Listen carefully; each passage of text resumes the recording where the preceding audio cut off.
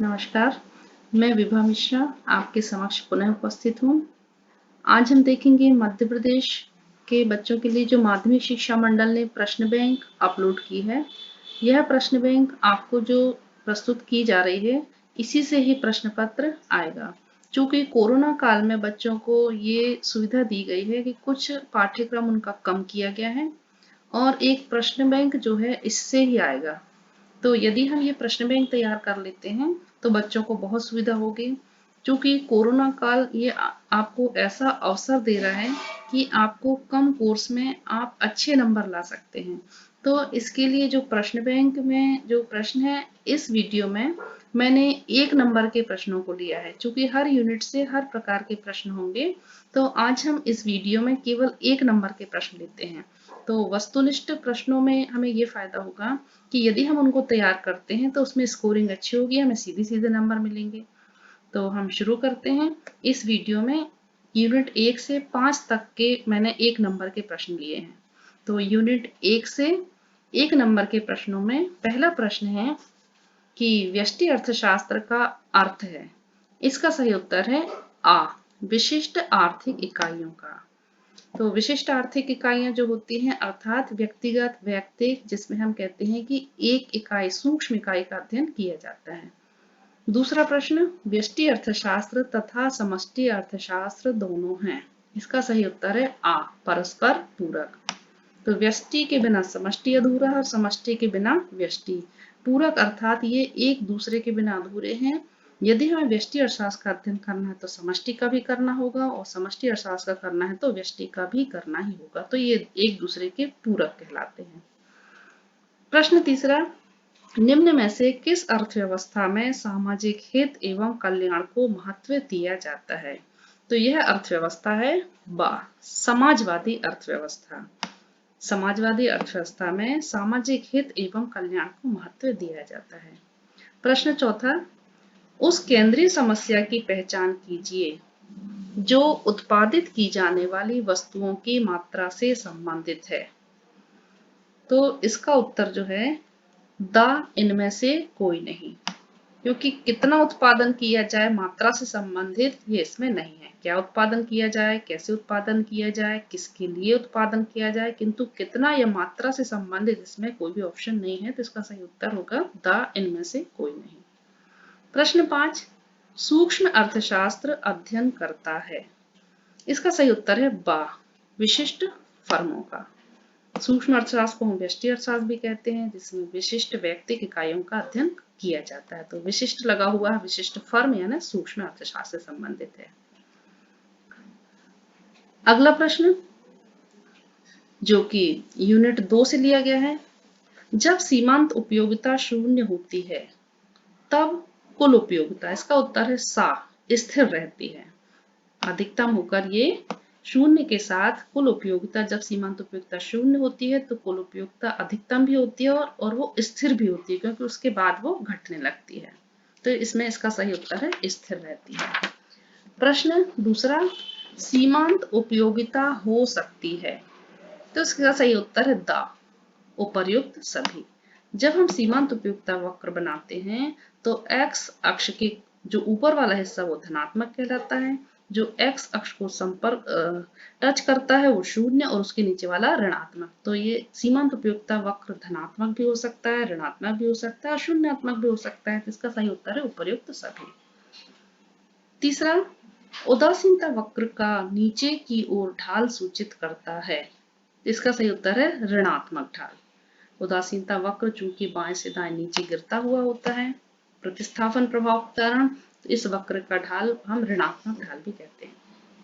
प्रश्न चौथा, उपभोग की अंतिम इकाई से प्राप्त होने वाली उपयोगिता को कहा जाता है। उत्तर है आ, सीमांत उपयोगिता। सीमांत इकाई यानी अंतिम इकाई और अंतिम इकाई से प्राप्त उपयोगिता को हम सीमांत उपयोगिता कहते हैं। रिक्त स्थान में देखेंगे, कुल उपयोगिता खालिस्तान उपयोगिता का योग होती है। तो इसका उत्तर है सीमांत उपयोगिता। सीमांत उपयोगिताओं का हम टोटल करते हैं तो वो कहलाती है कुल उपयोगिता। फिर उच्च उदासीनता वक्र उच्चतम संतुष्टि को दर्शाता है। जितना ऊंचा वक्र होगा उतना ही अधिकतम संतुष्टि या उच्चतम संतुष्टि बताता है। प्रश्न तीसरा, उपयोगिता उपभोक्ता की आवश्यकता को संतुष्ट करने की शक्ति रखती है। जो उपयोगिता एक गुण है और जिसके कारण यदि वस्तु को जो उपभोक्ता उपभोग करेगा तो उसको संतुष्टि प्राप्त होगी। तो उपयोगिता जो है वो उपभोक्ता की संतुष्टि को संतुष्ट करने की शक्ति रखती है। फिर मांग का नियम एक सार्वभौमिक सत्य है, यानी इस नियम को सभी मानते हैं, सभी में व्याप्त है। मांग का नियम जो है वो एक सार्वभौमिक कथन है। प्रश्न पांचवा, जब वस्तु की मांग से परिवर्तन उसके मूल्य में परिवर्तन से कम हो तो मांग की लोच बेरोजगार होगी। हम कह सकते हैं कि यदि मांग में परिवर्तन उसके मूल्य में परिवर्तन से कम हो तो उसकी मांग जो होती है वो बेरोजगार होती है।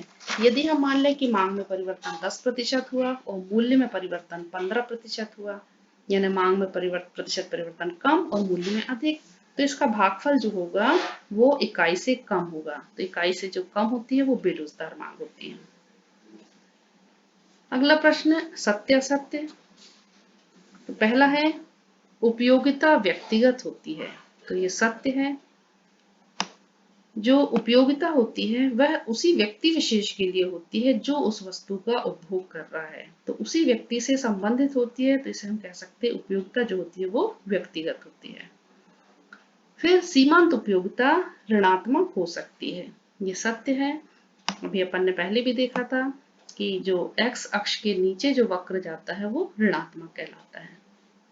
फिर तीसरा, गिफिन वस्तुएं घटिया वस्तुएं होती हैं, ये भी सत्य है। घटिया वस्तुएं जो होती हैं वो गिफिन वस्तुएं कहलाती हैं और इनके साथ मांग का नियम लागू नहीं होता।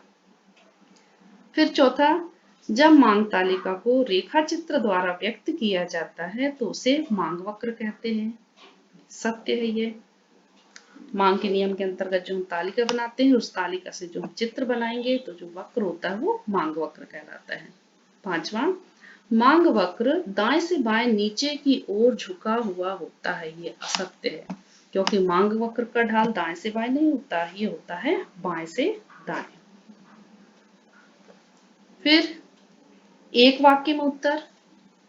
पहला, जब सीमांत उपयोगिता शून्य होती है तब कुल उपयोगिता कितनी होती है। तो सीमांत उपयोगिता और कुल उपयोगिता में यदि हम संबंध देखें तो जब सीमांत उपयोगिता शून्य होती है तो कुल उपयोगिता वक्र सबसे ऊपर जाता है, जो कि अधिकतम भी हम कह सकते हैं और उसको स्थिर भी कह सकते हैं। तो अधिकतम होती है या स्थिर होती है। बजट रेखा का दूसरा नाम क्या है। तो बजट रेखा का दूसरा नाम है कीमत रेखा, हम इसे कीमत रेखा भी कहते हैं। प्रश्न तीसरा, विलासिता की वस्तुओं की मांग की लोच कैसी होती है। तो जो विलासिता की वस्तुएं होती हैं उसकी मांग की लोच अधिक लोचदार होती है। जो विलासिता की मांग होती है उसमें मूल्य में कम परिवर्तन होता है और मांग में ज्यादा परिवर्तन होता है, तो इसका भागफल जो होता है वो इकाई से अधिक आता है, तो ये अधिक लोचदार होती है। फिर कीमत तथा मांग के बीच किस प्रकार का संबंध होता है। तो इसका उत्तर है विपरीत। मांग का नियम वस्तु की कीमत और मांगी गई मात्रा के बीच संबंध बताता है, जो संबंध विपरीत होता है। प्रश्न पांचवा है, मांग वक्र की मान्यता के अनुसार उपभोक्ता की आय कैसी मानी जाती है। तो जब मांग का नियम हम पढ़ते हैं तो उसमें कुछ मान्यताएं होती हैं, तो उसके अंतर्गत एक मान्यता ये होती है कि उपभोक्ता की आय जो होती है वो स्थिर मानी जाती है। सही जोड़ी। पहला है स्थानापन्न वस्तुएं, तो इसका उत्तर है चाय एवं कॉफी। चाय और जो कॉफी है वो स्थानापन्न वस्तुएं कहलाती है। स्थानापन्न वस्तुएं यानी ऐसी वस्तुएं कि एक के स्थान पर हम दूसरे का प्रयोग कर सकते हैं। फिर दूसरा है पूरक वस्तुएं, तो पूरक वस्तुएं हैं गेंद और बल्ला। इनको हम जोड़ीदार वस्तुओं से भी ध्यान रख सकते हैं, यदि एक की आवश्यकता है तो दूसरी की हमें होगी ही, तो ये कहलाती हैं पूरक वस्तुएं। फिर तीसरा है गिफिन वस्तुएं, तो ये मैच करता है निम्न कोटि की वस्तुएं। निम्न कोटि की वस्तुओं को हम गिफिन वस्तुएं भी कहते हैं, इनके साथ मांग का नियम लागू नहीं होता। फिर चौथा है बेरोजगार मांग। बेरोजगार मांग यहाँ होगा आवश्यकता की वस्तुएं। जो आवश्यकता की वस्तु, यहाँ हम अनिवार्य वस्तुएं ज्यादा सही होगा यहाँ पे। तो अनिवार्य वस्तु चूंकि आवश्यकता की वस्तुएं लिखी हुई हैं तो इसका उत्तर होगा बेलूसदार मांग। फिर मांग के नियम का अपवाद, तो ये मैच करता है, ये हम जाएंगे गिफिन वस्तुएं। गिफिन वस्तुएं के साथ मांग का नियम लागू नहीं होता, जहां लागू नहीं होता तो उसे हम अपवाद कहते हैं। फिर छठवां कुल उपयोगिता, तो यह है सीमांत उपयोगिताओं का योग। सीमांत उपयोगिताओं का जो योग होता है वो कहलाती है कुल उपयोगिता। फिर सेवंथ है बजट रेखा, ये मैच करेगा कीमत रेखा से। बजट रेखा को हम कीमत रेखा भी कहते हैं। फिर यूनिट 3 से 1 अंक के प्रश्न हम देखेंगे। पहला प्रश्न है भौतिक आदाओं और भौतिक प्रदा के बीच संबंध को कहते हैं। भौतिक आदा से आशय है आगत और प्रदा मीन्स निर्गत, या जिसको हम इनपुट और आउटपुट भी कह सकते हैं। आगतों को निर्गतों में जो परिवर्तन किया जाता है उसे हम कहते हैं उत्पादन फलन। तो इसका सही उत्तर होगा उत्पादन फलन। भौतिक आदाओं को भौतिक प्रदा के बीच संबंध को कहते हैं उत्पादन फलन। फिर अल्पकाल में उत्पादन फलन का कौन सा नियम लागू होता है? इसका उत्तर है आ, परिवर्तनशील अनुपातों का नियम। परिवर्तनशील अनुपातों के नियम का संबंध अल्पकाल से है, जिसका जो अनुपात से भी संबंधित रहता है। फिर उत्पादन की प्रथम अवस्था में, इसका सही उत्तर है आ, कुल उत्पादन में बढ़ती हुई दर से वृद्धि होती है। फिर चौथा प्रश्न, उत्पादन प्रारंभ होने से पहले निम्न में से कौन सी लागत पाई जाती है? तो इसका उत्तर है सा, स्थिर लागत। जब हम उत्पादन प्रारंभ करते हैं तो सबसे पहले स्थिर लागतें पाई जाती हैं। फिर पांचवा, निम्न में से कौन सा स्थिर लागत का उदाहरण नहीं है?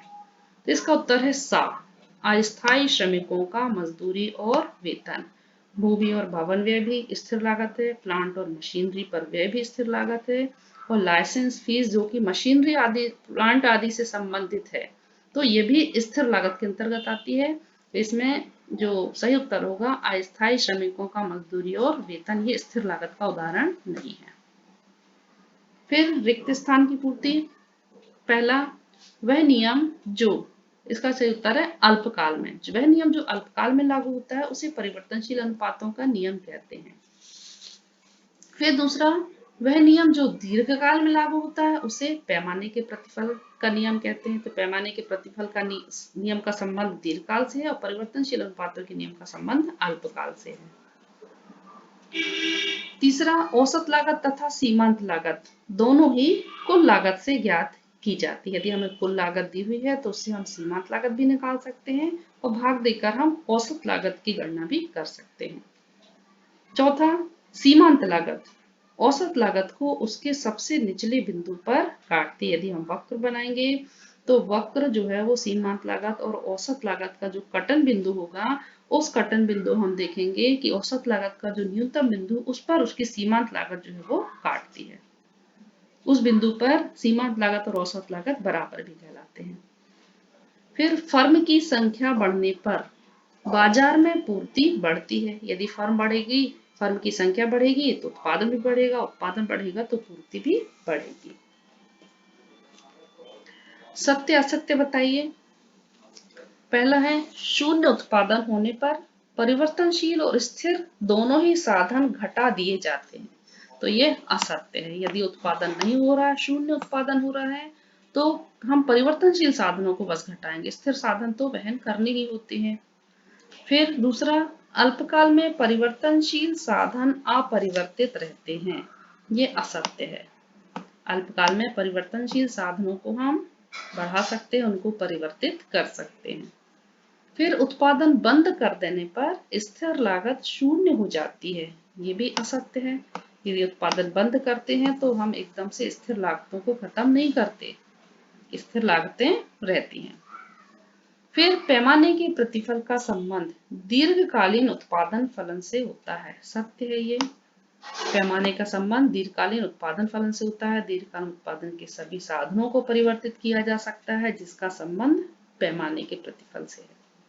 फिर कर में वृद्धि होने से उत्पादन लागत बढ़ती है और पूर्ति में कमी आती है। ये सत्य है। यदि करों की मात्रा बढ़ जाएगी तो लागत भी बढ़ जाएगी, लागत बढ़ेगी तो लागत भी बढ़ जाएगी और जिससे लाभ कम होगा और पूर्ति भी क्या हो जाएगी, कम हो जाएगी। सही जोड़ी पहला है कुल उत्पादन, तो ये मैच करेगा वस्तुओं तथा सेवाओं की कुल मात्रा। जब हम वस्तु सेवाओं की कुल मात्रा को योग करेंगे तो आ जाएगा कुल उत्पादन। फिर दूसरा साधन के प्रतिफल का नियम, इसका संबंध है अल्पकाल से। साधन के प्रतिफल का नियम अल्पकाल। फिर आधा एवं प्रदा में संबंध, इसका सही उत्तर है उत्पादन फलन, जिसे हम आगत और निर्गत भी कहते हैं। फिर एसी तथा एमसी वक्र, यू आकार, जो ये वक्र होते हैं वो यू आकार के होते हैं। पांचवा सीमांत उत्पादन, इसका उत्तर है अतिरिक्त उत्पादन। जब अतिरिक्त उत्पादन को हम सीमांत उत्पादन भी कहते हैं।